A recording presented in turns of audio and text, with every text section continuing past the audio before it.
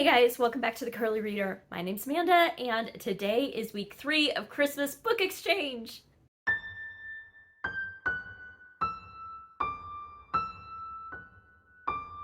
Okay, so this is week 3 of me and my friends exchanging gifts with each other, exchanging books with each other, and sharing it with all of you. So each week through the month of December, we have been unwrapping books that we have gifted to each other.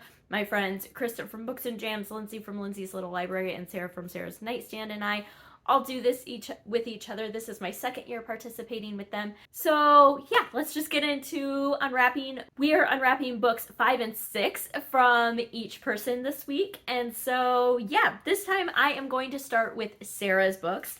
So book 5 from Sarah says Historical Slavery Set in Virginia. So I like to save the tags to use as bookmarks, and so that I remember who gave them to me and why.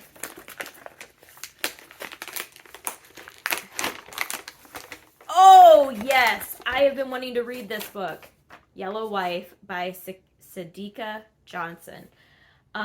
Lindsay has read this and really enjoyed it. This is about a woman who lives on a plantation.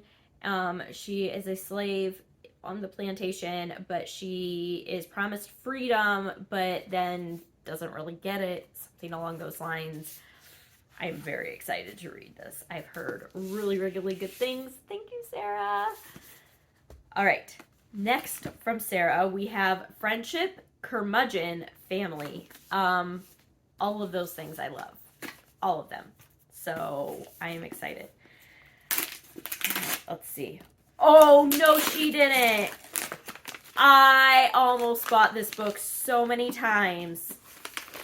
Oh my goodness, I am so excited. All the Lonely People by Mike Gale. I've heard amazing things about this book.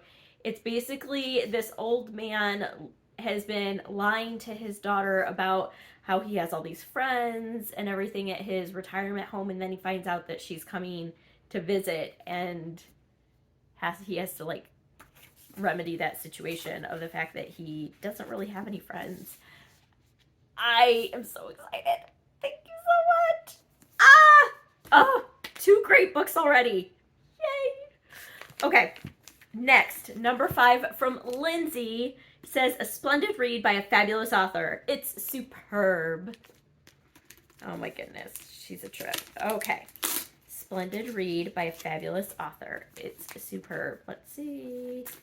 Try to, oh my goodness. Try to get into here. The Lighthouse Keeper's Daughter by Hazel Gaynor. I've never read this, which I know a lot of people have. I believe this is about a couple who finds a baby like in a ship, like on a shipwreck up on their island by their lighthouse, and they decide to keep the baby without really like informing the authorities. And I think that's what this is about, but I've heard of it. I'm excited. And Hazel Gaynor, I've never read Hazel Gaynor. I need to. I know. All right, number 6, Warning. This will tug at your heartstrings and question yourself, what would I do? Ooh, I love books like that. I love books like that. So I am down for something along those lines. Let's see. Defending Jacob by William Landay. This is another one that I have heard about, but I've never read. And to be honest, I don't really know what this is about. It is Andy Barber has been an assistant district attorney for 2 decades. He's respected, admired in the courtroom, happy at home with the loves of his life, his wife, Lori, and their teenage son, Jacob. Then Andy's quiet suburb is stunned by a shocking crime. A young boy stabbed to death, and even greater shock, the accused is his son. But he thinks his son is innocent. That sounds awful, but interesting. So thank you, Lindsay.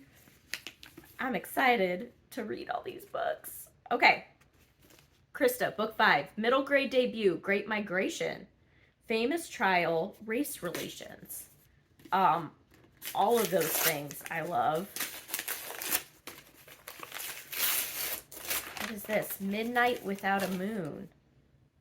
Look at that cover. That looks amazing. Colored folks didn't go to Chicago to visit. Colored folks went to Chicago to live.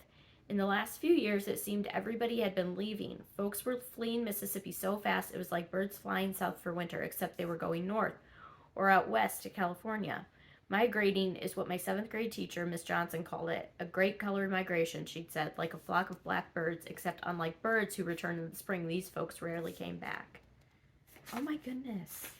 Look at these chapter headers. How fun. This is a beautiful book.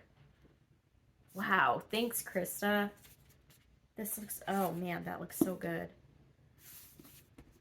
All right, book number 6 from Krista says nonfiction, humor and heart, anecdotes and advice.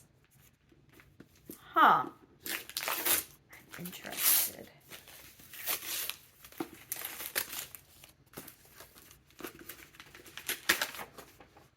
Oh, Of Mess and Moxie by Jen Hatmaker. I've heard of this, but I've never actually read it.